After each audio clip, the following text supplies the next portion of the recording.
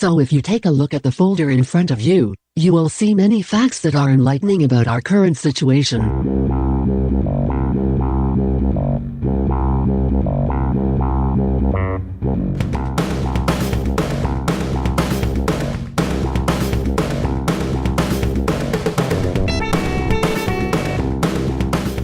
Hello, KRUI listeners. This is KRUI in Iowa City, 89.7 FM on your radio, KRUI.FM streaming online. My name is Justin Comer. The show is called iHearIC Radio, and we talk about local music and local arts and the people that make said music and art.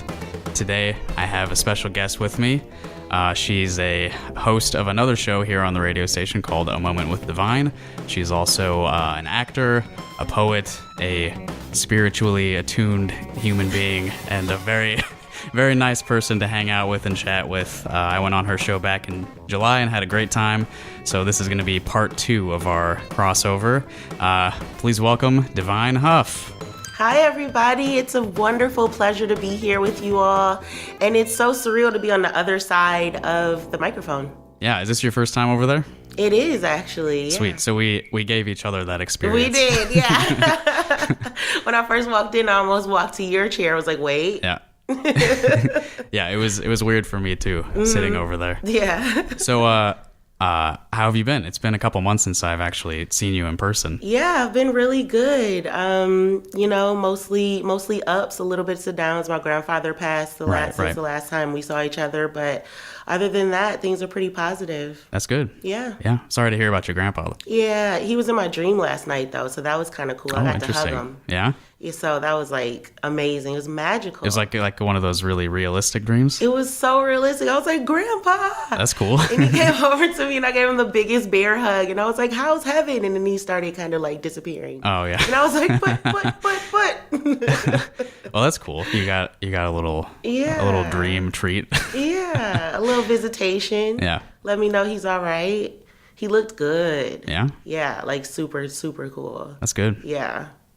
Yeah. So. Yeah, I was going to have you on this show right around the time that happened. So that's why I was in Detroit. We rescheduled. Yep, Yeah. And that's what happened. That's why I wasn't on earlier. Yeah.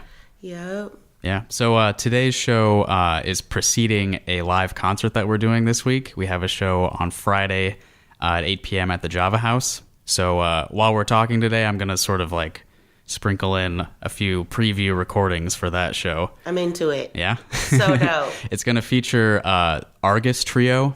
They're a flute, viola, and maybe it's violin. Flute, viola, or violin, and bass trio. One of those V instruments. Yeah, one of the smaller string instruments. And they do sort of like contemporary chamber music. And then we're going to have poet Laura Feldman, who's been on our show a few times before. And then we're going to close out with Wombat, which is my group with Carlos and Will. We improvise funky stuff. I wish you all could see my face. I just dropped my jaw because that sounds amazing. Yeah, and then we're probably going to pepper in like some really short performances sometime in the show too. But we'll figure that out when we get there, I guess. All right. Yeah, so I want to get started with figuring out how you got into radio, because that's something that we have in common now, so it's a good starting off point. Totally.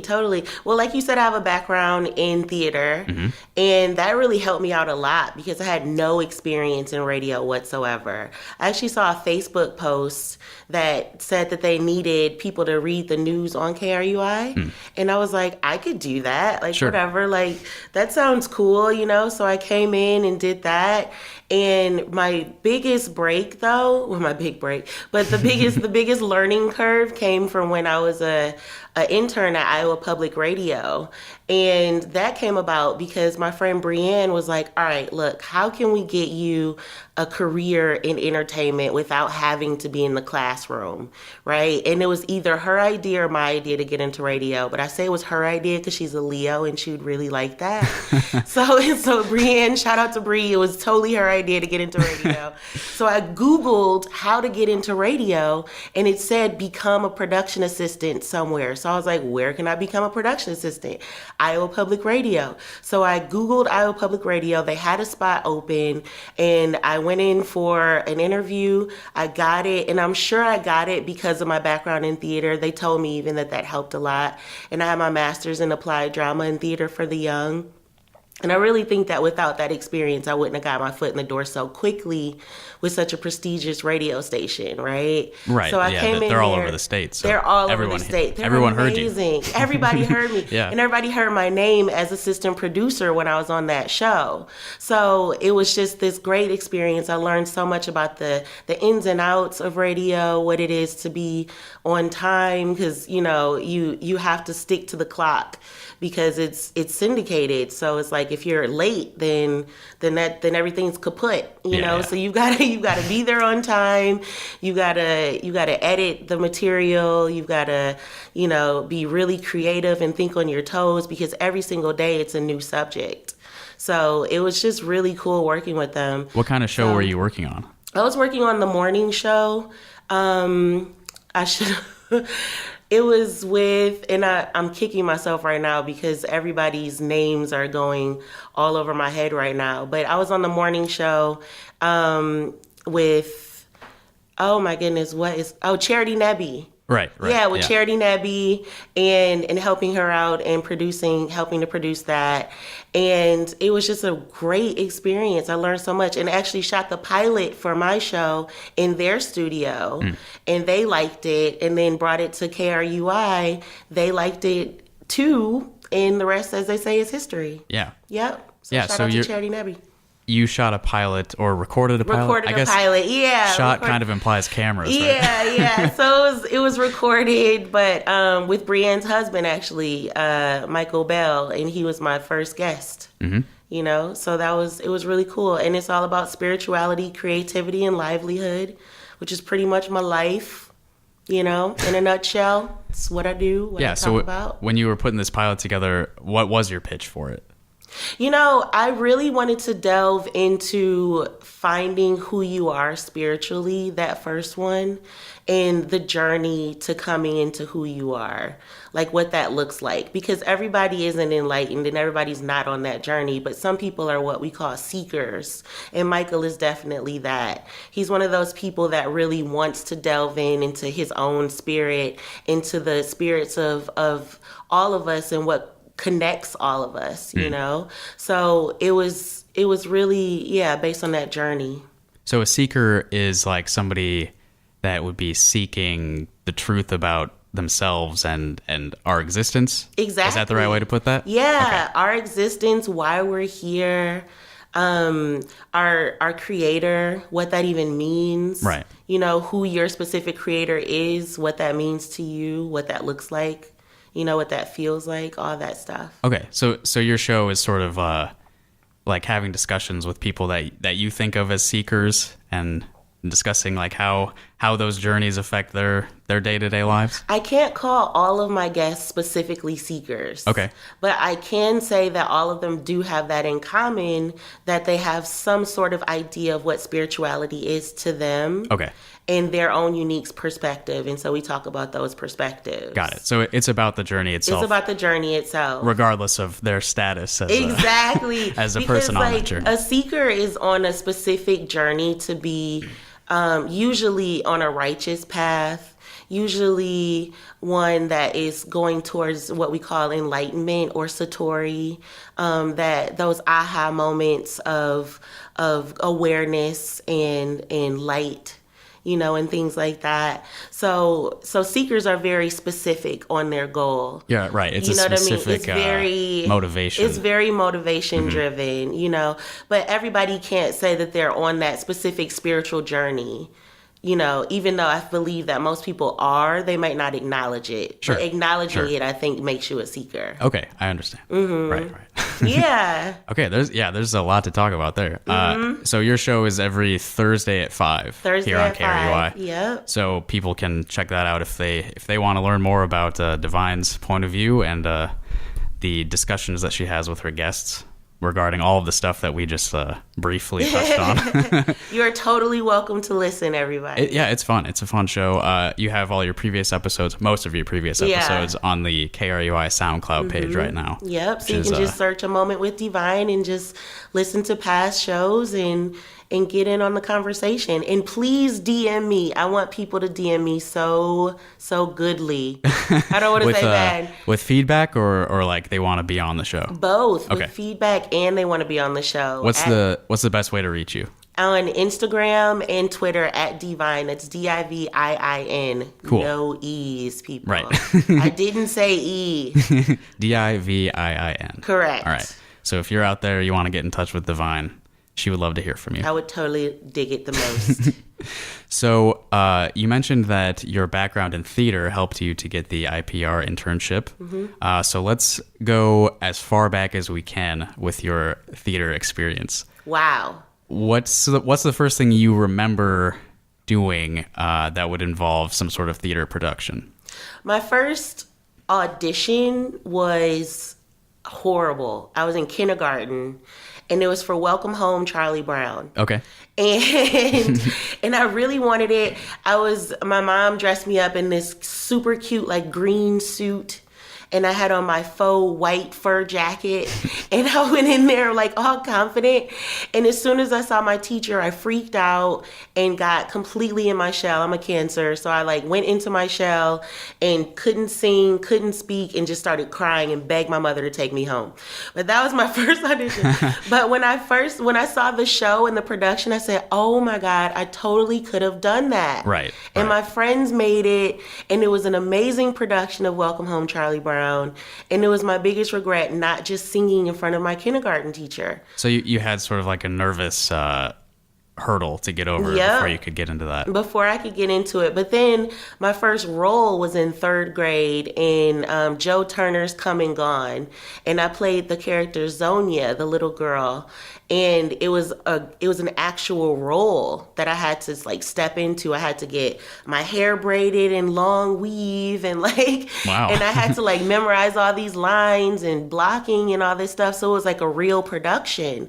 And I was so happy and proud of myself for getting over that hurdle that had happened a couple years ago, and proving to not only me, but my mom that I could do this, at that time. And it was just an amazing experience. It was magical just being backstage and working with other actors, and it just opened this door, and I said, wow, I really want to do this.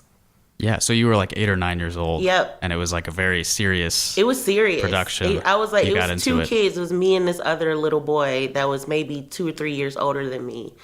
And we were supposed to kiss, but I was super shy. So he ended up kissing me on my hand. We changed the blocking. Yeah. I was like, I can't do this. I'm 9. And so, but everybody else was adults, so it was surreal. It was really great.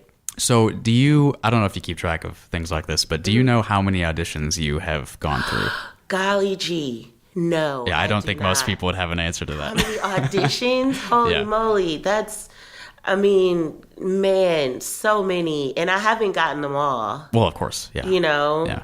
It's a part of the process, like that, rejection and acceptance. Mm-hmm. But you can't let that stifle your want and your desire to keep moving forward in the business or in the craft, because it's just a part of it. Auditioning is a part of acting. So you've got to get used to being rejected and accepted. Yeah, for sure. How often, like right now, do you go out for auditions? I go on at least 2 or 3 a year. Okay. Yeah, because I also work and have a radio show. Right. Yeah, we've got busy lives. Yeah. I do other things. And like taking a role in a play is a pretty serious time commitment. Yeah, it's huge. It's very nerdy. Because you have to study a lot. It's like memorizing a whole book. Yeah. And then presenting it to somebody flawlessly. Yeah, and I assume, I only acted like a little bit in my younger days, but do you memorize like the entire script? Pretty generally? Much. Yeah, that's how I did it. At least the scenes that I'm in, I know other people's lines too, because if they drop a line, you've got to be able to come in there and pick up where they left off. Right, you need to be aware of like you've got to be aware of the whole shabil. Yeah. You know? And even if you don't know the exact words, it's very important to know the storyline through and through, frontwards and backwards. Right. Yep. Yeah, it's like it takes over your whole brain. Like I haven't done this at all since I was like 12, but but I still remember the mindset that you get into when you're like rehearsing every day. It takes over. It's crazy. It totally does. And it's one of those things that you think about even when you're not in rehearsal, right? Like you're at home and you're just talking to yourself, or you're on the bus, or you're in the car, or you're riding your bike, and it just looks like you're talking to yourself the whole time. You're going over your lines. Yeah. You know, and you just look like a silly, silly person, but in fact, you're being brilliant. Yeah. You actually are the cool one in this situation. You're the cool one in this situation, but... All right, so I need to play a public service announcement real quick, good. and then right after that, I'm going to go into a recording of Argus Trio performing a piece composed by Carlos Toro Tabone, and it's called Disomnis, which I don't know what that means, but we'll hear the music and get some sort of meaning out of it. All right, here's this PSA. Let's see what we get. Okay, so 5 tacos of cheese and a large soda. That's $10,012. Please drive around. Wait, 10,000 what? It's obvious you're buzzed and driving. I've only had a few. I'm fine. Yeah, the food's $12, but getting pulled over for buzz driving could cost you around $10,000 in fines, legal fees, and increased insurance rates. Please drive around. Actually, just park and come in. Nothing kills a buzz like getting pulled over for buzz driving, because buzz driving is drunk driving. Brought to you by the National Highway Traffic Safety Administration and the Ad Council.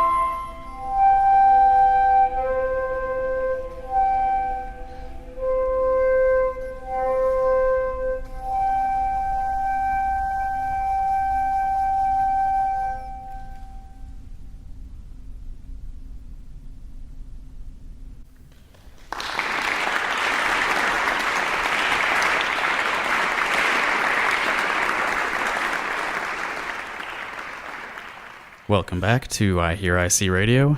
That was a recording of Disomnis, composed by Carlos Toro Tabone and performed by Argus Trio.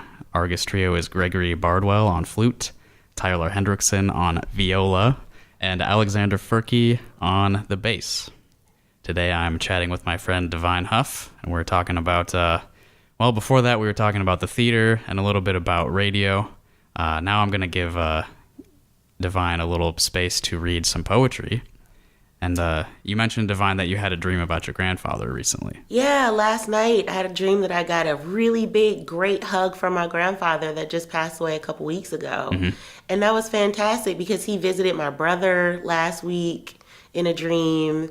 And the day before the funeral, my great-grandmother, his mother, visited my first cousin in her dream. So it just all seems that, you know, he's in a good place. Like, that's just really peace-giving, and I'm grateful for it. Yeah, that's good. Yeah. Did you write this like today after that experience, or is No, this... Okay. I wrote this August 12th, right after he passed, and it took forever for me to write. It's not super deep or it doesn't seem like it was super difficult to write, but it really was. It was hard to write, not just because of the emotional aspect, but because of the structure that I wrote the poem in. Okay. But this one is called My Grampy, because that's what I called him. Grampy. He's the one we look to as example of men, the father we never had, the provider and love receiver, the reciprocator of emotion, jovial spirit, gifted soul, eternal energy. He's the one we look to as example of peace, the stoic rock in our corner, the vibe bringer and joy giver, the best at taking things in stride, fluid like water, vivid as poetry, rare as platinum. He's the one we look to as an example of confidence, the taker of compliments, the empathetic believer, the faithful achiever, prideful family man, strong-willed agape love, your brown sugar lump. That's what he used to call me, his brown sugar lump. Nice. Yeah, it's very nice. Thank you. I liked the confidence compliments. Yeah. And we talked about it earlier, how he's very handsome, man. And anytime you told him that, he would just say, I know. Yeah. It's the coolest way to take He would the just compliment. take it like, yep, Yeah. I sure am fine. Yeah. And you mentioned in there that he takes things in stride. So that's, Yeah. yeah, that's an example of that. Totally. Yeah. So how long have you been writing poetry then? I've been writing poetry since I was about 10 years old. My brother taught me how to write poetry when I was young. And it was one of the best gifts that he ever gave me. He's one of the dopest poets that I've ever known. And I'm a little biased because he's my brother, but he's also really cool. He wrote a book called In Transit, and it's poetry and prose that you can find in Prairie Lights, actually. Oh, sweet. And what's his name? Jaron Hassan Varner. Got it.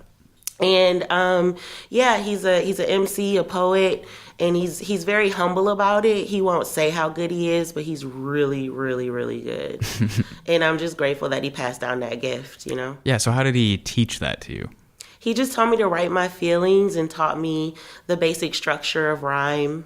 You know, A, B, C, D, C, D. Sure. A, B, C, D, E, E.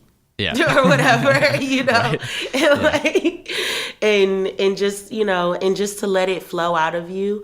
And the basic thing is that it doesn't have to be perfect. That first time you have time to go back and revise and rewrite it, but it's usually good enough, you know. He taught me that poetry and creativity is good enough to share and good enough to get out, you know. Yeah, I like that. I've always struggled with like the written word. I never like feel right about like my ability to express myself. You don't feel like it's in good writing. enough. Yeah, but I never do. It is good enough, Justin. Thanks. It is. Yeah, but I like the way like creativity is good enough. I like the way you put that. Yeah. Because we've talked about this before, but I'm very into improvisation and music, and like that's sort of the mindset I have with that. Is like I'm going to do something now, and it will be good enough. It will be good enough because Yeah. it came from you. And we're all reflections of the universe, right? So we're all a part of this abundant plan and a part of this abundant creativity that wants to express itself as and through you. Yeah. Yeah, I think, man, I wish that we could all just like do that more easily, more simply. Well, it's about trust and vulnerability. And I think that those are two things that people have a hard time with. Definitely. Because it's not easy to be vulnerable. you know, as a creative person, as a human in general, because you're sharing a part of your soul and a part of who you are. Yeah. So, you know, it's showing those pieces of you that you may or may not show on a regular basis. But just knowing that, you know, we're a part of a larger plan and that somebody might need to hear this story and can relate to it. So it's important to get your creativity out there, to share your light with other people so that they have permission to do the same. Yeah. Wow. I love your consciousness. Oh, thank you. You know what I mean? Like just the awareness that like everyone in the world is part of the same experience. Everybody's special, and we're all sharing an experience. We're all spiritual beings having a human experience. Sure. Yeah. Mm-hmm. Yeah. Would you be interested in discussing a little bit about the structure of the poem you just read? Okay. Well, you mentioned that it was difficult in that way. Yeah. Like the structural form of it. It's because, you know, I start off like he's the one as an example of, and then I go into 3 different descriptors after I tell about an example of, right? Mm-hmm. And so it was hard for me to put in those perfect, what you want to call perfect, or those rounded examples of who he was in a simple format, because he was such a big man. Right. You're trying to take these like very complex feelings and ideas you have and about a person. And almost water it down a little bit so that everybody can have a part of who he was. Right. Because you're communicating these very like complex ideas in like a very short number of words. Right, right. And so how do I do that? You know, so I had to sit with it and say, okay, what are the things that I really want to point on? What are the most important things that need to be said and need to be heard, and then everything else can just be cut away. Yeah. So how did you mention how long you spent with it? It usually it took a full day and a half. Okay. And for me, poetry kind of flows out of me because I'm just a poetic type of person. Mm-hmm. So like when I think about a poem, it just comes, and it can be like an hour and then it's done, or like one day and it's done. But this one I had to chop it up into 2 days because it was just, you know, I had to come with those, like I said, those rounded ideas, those like, I wanted to wrap it up in a cute little bow, you know. Yeah. And that was hard because he was 90. And there was a lot that I could have talked about. He had a stroke when I was younger, and so it changed his personality a little bit. So there was Grandpa before the stroke and Grandpa after the stroke. And so I kind of combined Grandpa into this fuller being. Instead of just focusing on him before and after, I just focused on him, just him, his essence. Wow. Yeah. The strokes are really complicated. It was hard. Anything that affects your brain can like do very unpredictable things to a person. My uncle just suffered a stroke. It was either early this year or late last year. It was pretty recent. Yeah. And we're seeing his recovery from that, and it's prayerfully a process. It'll be a remarkable recovery. Yeah, he's doing very well. Yeah. And that's all we can hope for. And then, you know, if he sticks with the people that are helping him out with physical therapy, speech therapy. I don't know what side of his brain it was or whatever, but if he sticks with those people, he'll come into a place that he even wouldn't have known was possible. You know, you just got to stick with it. It's just exercises that you have to do like on a daily. Right. You know, but if you get frustrated and stop, then your growth will stop. So encourage him to keep going. Yeah. Yeah, his wife has been like the rock. Perfect. Yeah. She's seen a lot of this stuff before, so she's, I wouldn't say ready for it, but you know, like knows the situation. Yeah. It's time for me to read the weather. Okay. This is always exciting. It's hot out there, folks. Yeah, it's currently warm. Current time is 4:30. It's sunny. The temperature is 86 degrees Fahrenheit, but it feels like 88 degrees Fahrenheit, slightly warmer. We've got 0% precipitation out there and 44% humidity, with wind only at 6 miles per hour from the southeast. So not much relief from the heat right now. So it's just sun beaming down on you. And we're looking outside. There's not very many clouds either. Yep. It's not particularly autumn outside right now. It's very summer-y. Yeah. So I want to give the listeners a preview of Laura Feldman's poetry as well. I've got a few of her poems selected, and I wanted to give you the choice here. Oh. Okay. So I've got 6 of her poems. I think I want to hear 2 of them right now. So among these 3, which would you select, just based on the titles? 2 out of 2 or 3, or 1 of 3? I'm gonna give you 3 and you pick one. Okay. And I'll give you another 3 and you pick one out Thank of those. you. Does that make sense? Yeah. Okay. Sorry, I go through this quickly. All right. So just based on the titles, would you rather hear Without, Rough Winter, or Iowa Grandmothers? I would rather hear Without. Okay, we'll do Without for the first one. And then among this second group of 3, Green Skies at Dusk, Beautiful Nebraska, or The Rite of Spring. Green Skies at Dusk. That sounds like a tornado warning. Yep, it's some imagery. You want to hear that one? Yes. All right, so I'm going to play first off these are both poet Laura Feldman. First poem is called Without, and this is from a live reading at the High Ground Cafe on March 24th, 2017. And then the second poem is called Green Skies at Dusk, also from a live reading at the High Ground Cafe. This one was on September 1st, 2017. Darkness all around, except here, where the lamp casts a rectangular beam across the back porch, down the stairs. A welcome mat made out of light. Through the door's window, he watches his wife clearing the dishes from their evening meal.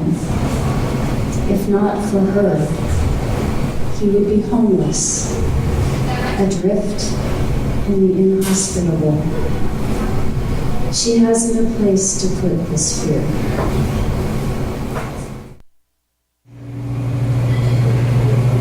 Could we move somewhere where walls remain bricked, clouds rarely funnel, roofs never lift?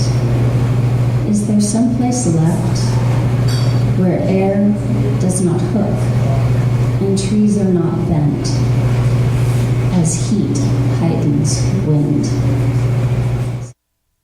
Those were 2 poems by Laura Feldman. I dug that the most. Yeah. I think you were right that was about a tornado. It was. Is there somewhere that trees are not bent? Yeah. Yeah. That was amazing. First poem was called Without. The second one was called Green Skies at Dusk. And I believe you have another poem to read, don't you, Diviin? I do. What's this one called? This one is called Gratitude. It's a short piece, but it's something that is near to my heart because I try to walk my life and live my life in a constant state of gratitude and being thankful for things that are going my way and not going my way. And if they're not going my way, I just try to get the lesson out of it. Sure. And apply it and move forward so that things can go my way later on. Yeah, that's something that we discussed a little bit before we started the show. So maybe we can dig more into that after your poem. Yeah. So this is Gratitude. When I think about my endless potential, the light God put inside to shine and nurture and grow, I feel kissed by the sun herself, tickled pink at winks from the universe directly to me. Proof I'm on the right path. Angels in human form, gifts right on time, synchronicities wrapped in smiles. I feel warmed by my Creator's hand, gently on my back, nudging me forward on my unique path. Gratitude. So this is a reflection on your constant state of becoming almost. Okay. And also it's the gratitude that I have that faith in God and my Creator, and allowing myself to go through trials and tribulations, knowing that I'm on the right path and getting little little nudges or little reminders that everything's okay, that everything will be okay, and that you're doing the right things. Like I mentioned synchronicities. Do you know what a synchronicity is? Sort of. It's like just a small thing that happens in your life that I guess makes sense to you. Yeah. Like it lines up with something else in a very some would call it a coincidence. Yeah, some Something people like that. call it Yeah. coincidence, but that reminds me of a song. Gosh, I cannot. Little Dragon. She's like, some call it coincidence, but I like to call it faith or fate. Okay. But anyway, so synchronicities are like thought to reality almost. Like if I'm thinking about, oh man, I really want some eggs, but I don't have time to go get eggs, or I don't have money to go get eggs. And then the next day there's free eggs at the farmer's market. And you're like, whoa. I was just like, synchronicity. Is that a real example? Did that happen? Yeah, that happened to me. Oh, wow. Maybe not at the farmer's market, but I thought about eggs one time, and then there was free eggs at the restaurant somehow. I got free eggs, Nice. and I was like, this is amazing. And so things like that, or you think about someone, and then in that moment they call you. Synchronicity. Or you need a red jacket, and then at the store there's only one, and it's in your size. Synchronicity. Yeah. Stuff like that. So what do you believe is happening when those events occur? It's like a wink from the universe, letting you know, okay, you're in the right place at the right time. It's that simple and that complicated. Right. You know what I Yeah, mean? Yeah. Yeah, so you sort of accept it as just like a thing that existence has presented you, and you're not worried too much, I guess, about the machinations behind it. No, and then after a while you come to accept it and almost expect it. But you're at first you're like, oh my God, this is amazing, and you're all surprised and a little freaked out. Yeah. But then after a while you're like, okay, this is a part of my life. These things just happen, I Things guess. happen, Yeah. and or you meet somebody that's super super cool or super super nice on a really bad day, and they're just like, you know what, you're amazing, and that's all you needed to hear that day, and that's just the universe saying, okay, you're doing all right, kid. Keep going. That's why I said angels in human form. Right. So those are the people that bless you. The people that bless you on your journey. Yeah. The people that you just meet on the street that might compliment your T-shirt or your hair that day. And share a smile when they didn't even know that you needed it, but you totally did. Yeah. I had something kind of like that happen the other night. I was at Perkins with my wife. Delicious. And my friends Will and Carlos. We play in a band together. We had a gig Friday night, and then Will was hungry, so we went to Perkins after that. So we were there at like midnight or something. Do you know the old TV show Fraggle Rock? Oh my God, yes. We're they're aging like Muppets. ourselves. Yeah. So I have a Fraggle Rock T-shirt. Whoa, that's so cool. I think Ashley bought it for me at Kohl's or something. Nice. But I was wearing that, and we went to check out and pay the bill, and the guy at the cash register was so excited about my Fraggle Rock T-shirt. and then we talked about like Thundercats for a few minutes. Oh man. Yeah, just some guy that I met, and we just had a nice little moment. Yeah. It makes you feel like people are good. I guess. It restores Just in your faith in humanity. The simplest way to put that. People Yeah. are nice to be around. Yeah. And we need each other, and we have things in common that you don't even realize that we do. Yeah. Even if it's something as silly as like having seen a TV show. Haven't seen a TV show, you know? Yeah. Yeah. So you mentioned that this idea of gratitude, you're always trying to, at this point, you said it's not really even an effort anymore, but you're always trying to remain positive no matter what is happening in your life. And you mentioned that is sort of your reaction to depression. So would you care to maybe discuss that on air? Yeah, totally. Okay. Totally. And I've talked about it a little bit on my show. I Right. touch on it tiny, tiny, tiny bits. Yeah. I'll just mention I have depression and, Yeah. you know, whatever. I'm living with it. It's one of those things that really messes with your mind and lies to you. It's like your mind, your own mind is just on repeat, just telling you lies that you're not good enough or your creativity isn't good enough to share, or you shouldn't be doing this or you shouldn't be doing that. And it's a bunch of I can'ts, Yeah. you know? Honestly, that sounds familiar. Yeah, I'm sure. I'm sure it sounds familiar to a lot of people Yeah. listening, because it's the human experience, you know, to go through doubts. That's just human, you know, but when it's on constant repeat, that's depression. Right. You know what I mean? And when it's debilitating, and you know, that's depression. Or actually, if it's 6 weeks and over, then that's depression. Okay, there's an official line There's an for that. official line Yeah. that has to be crossed. You know, because everybody has ups and downs, smiles and frowns, right? Sure. Like from day to day. But when it lasts for longer than 2 months, then you can be diagnosed. But Okay. doesn't mean that you have to be medicated, but it does mean that you have a choice. It means that you have a choice in zapping those thoughts. And what I do is, like, it's almost like a video game. Like, if a negative thought comes into my head, I recognize it, I say nope, and I turn the channel. And it's not easy at first, because you have to keep turning the channel, keep turning the station, keep on top of it, keep zapping it. But the harder you work, the easier it becomes. And then those thoughts start to turn around and become more positive. You start to think, okay, you have the choice to go deeper than that thought. Where did that thought originate from? Why am I feeling this way? And what can I do to alleviate those pain cycles? So it's a more constructive way of looking at these negative thoughts. So you can break it down and go into the root of it and pluck it out from the root. To say, okay, this is why I feel like this. This is why that thought came into my head. It's because when I was little, somebody said I couldn't do something and I believed it.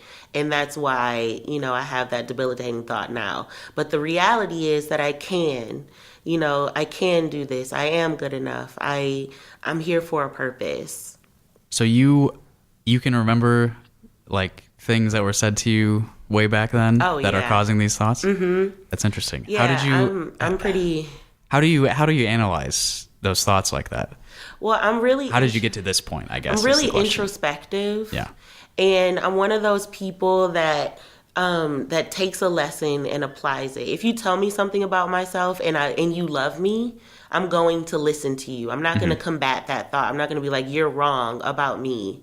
Because if you love me, I feel like you're coming at me from a positive place and from a truthful place. Sure. So I'm going to not necessarily believe everything, but I'm going to take it and consider it and then see if it is palpable and, you know, worth me going into and thinking about and applying to myself from there on. So my upbringing was good and bad, but that's life. But a lot of it came from, like, my pop leaving when I was little. And so I had a lot of distrust with men Sure. and with people in general, and just in separation anxiety. Yeah, definitely. So that shows up in relationships now, right? So now if I have separation anxiety, I can say, oh, that's because when I was 3, my father left, you know. So of course. So, so there it is, of course separation that's anxiety. happening now, yeah. You know what I mean? Yeah. But it comes from a place of being honest with yourself. You have to really be honest with yourself and who you are and what you've gone through and how you metabolized all of those experiences. Because if you're not honest with yourself, you're not able to be vulnerable enough to listen to the things that are able to help you out of those situations and take on the tools and apply them. You have to be very honest and vulnerable. And be able to go back and look at the things that aren't very pretty in your life and fight those demons and come out on top. Allow yourself to go through the darkness. The only way out is through. So you have to go through a dark period in order to go through to the light. And it's not that I'm not perfect, obviously, but I have a sunny disposition because I chose that for myself and I worked really hard for it. Okay. So were you not always so sunny? I used to be a little more. I've always been silly, but like I can reflect on like my high school self. I was very serious. Sure. You know, and like I was just like, no, this doesn't work for me. And you, if you disagree, then that's just hullabaloo and jive, and you should just be over there. Sure. You know, now I'm like, oh, that's an interesting perspective. How did you come up with that idea? Or, you know, does that relate to me or not? You know what I mean? Yeah. Okay. Wow. There's, I feel like pretty much, you know, probably everyone deals with thoughts like this, but we're in like creative worlds, so we see people in these circles, and like it's very rampant among our kind. Among creative people tend to be a little sad. Yeah. I mean, we're dealing with stuff, especially comedians. Sure. Yeah. We're confronted with like material conditions that sort of impede our ability to create to the extent that we'd like, and then on top of that, we're inflicted with these like negative thoughts, which I guess the material conditions also are creating the negative thoughts. So there's so much to deal with. It can be a cycle that you can get stuck in. Yeah. So that's why I mentioned choice, you know, because if you're stuck in a cycle and you don't like it, that's something that you can change. You can't necessarily change, you know, the way you look or the way you feel emotionally in a moment, but you can change how you react to it. You can change your perception of it, and then your mood can follow that perception.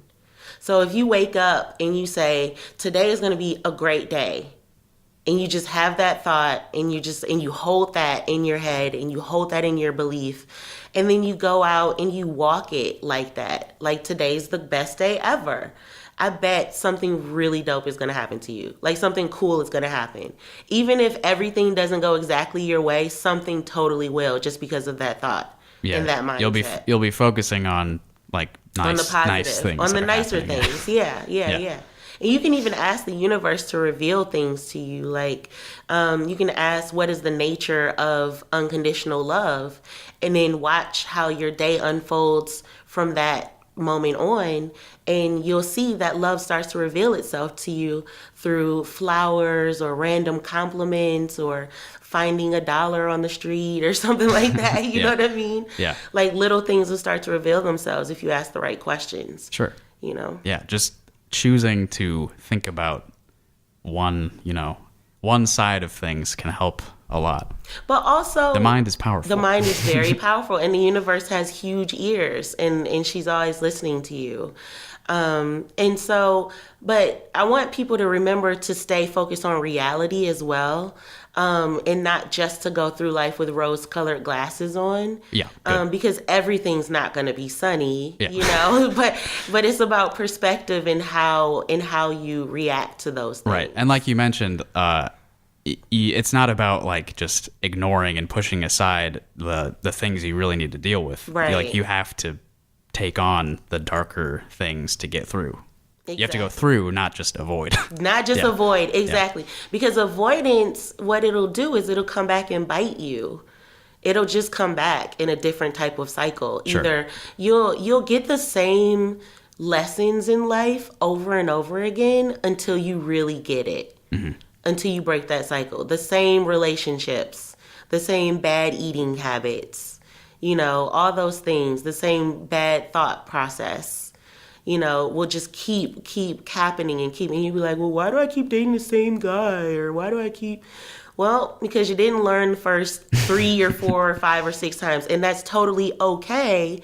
But now you have the choice to look at yourself and be honest with yourself and say, what is it about me that is attracting these relationships? What is it about me that is, you know, perpetuating these cycles? You know, because you're the person that is in common in all of these situations. It's you. So you have to ask yourself, what is it about me? It's not always their fault. Right. it's usually, yours. It's kind of your fault. Yeah. I hate to say it like that, but it is. Well, yeah, maybe not fault, but like there is something about the way that you are following these paths that is leading you to the same destination. Exactly, each time. Yeah. exactly. Okay, I got to play a Grant spot real quick. All right. And then, do you want to read another poem before we go today? Yeah, I can do that. Okay, cool. So we'll do that, and then I've got a list of shows and stuff that I need to plug, and then we'll close out the show with some music. All right, so here's our Grant spot for today. Support for KRUI is brought to you in part by The Broken Spoke. They offer new and used bicycles, cycling accessories, and also service all kinds of bikes. They can be found in Iowa City at their new address, 757 South Gilbert Street. For more information, visit thebrokenspoke.com or call 319-338-8900. And we are back. We're just in the last 10 minutes or so of iHearIC Radio. We're talking with Diviin Huff today and previewing a concert we're going to do on Friday. While we were listening to that Broken Spoke Grant spot, Diviin was preparing another one of her poems. Would you like to introduce the poem for us? Yes. This one is about a relationship that I had been in where I had a huge impact in a positive way on their life. And because of that, they put me on a pedestal and not necessarily saw me for my whole self, but just this idealized version of me. And but I want to be tangible. I want to be a full 3D person and not just this 2D, crystal menagerie or glass menagerie, that you can just put on your shelf and say, isn't that pretty? I got that. You know what I mean? So this is called I Think That I'm a Fantasy for You.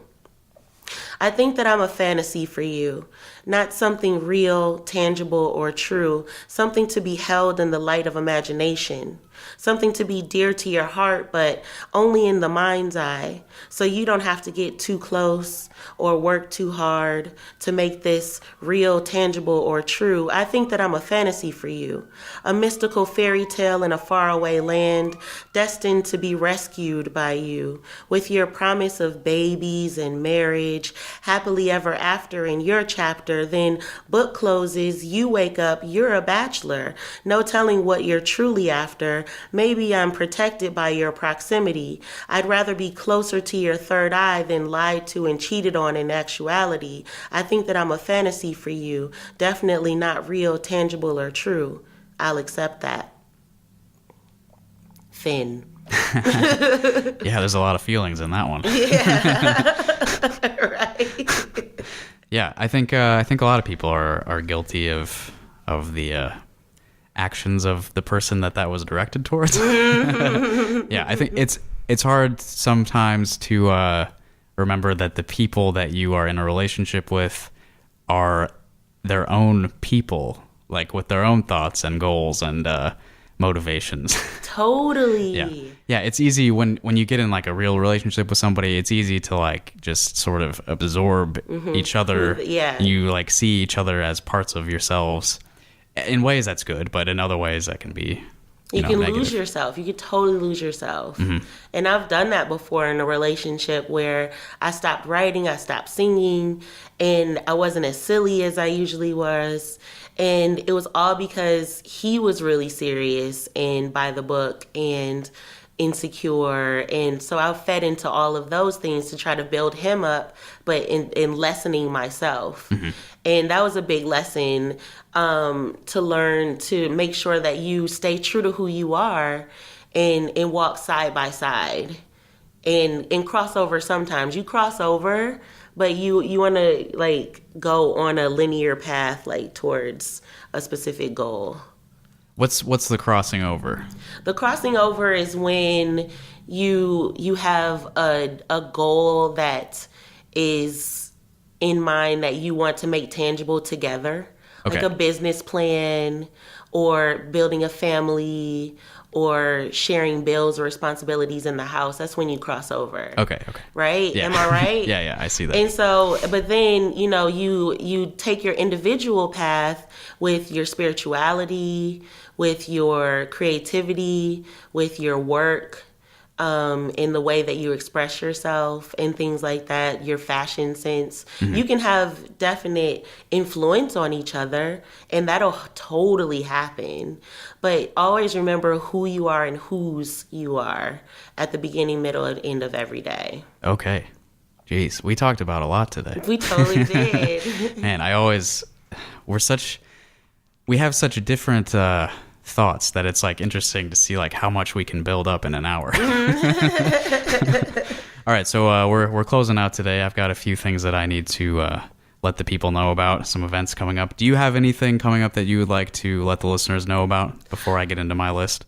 Just listen to A Moment with Diviin Thursdays at 5 o'clock right here on KRUI FM 89.7 Iowa City Sound Alternative. Yes, good job. Yeah, so you'll enjoy Diviin's show. You should definitely check it out. Older episodes are on the KRUI SoundCloud page, soundcloud.com/KRUI. So iHearIC, aside from being a radio show, is also a concert series. If you are not aware, we have one coming up this week, which we've been previewing throughout the show. That's this Friday, September 21st, 8 p.m. at the Java House. This will feature performances by Argus Trio, poet Laura Feldman, and Wombat, along with a few other shorter things strewn in between those. Upcoming concerts aside from that one, we have October 5th at the High Ground Cafe, November 2nd at the Java House, which Diviin is planning on reading at, so that'll be a good time. And then we're closing out the year December 1st at the Trumpet Blossom. Some stuff coming up a little bit closer.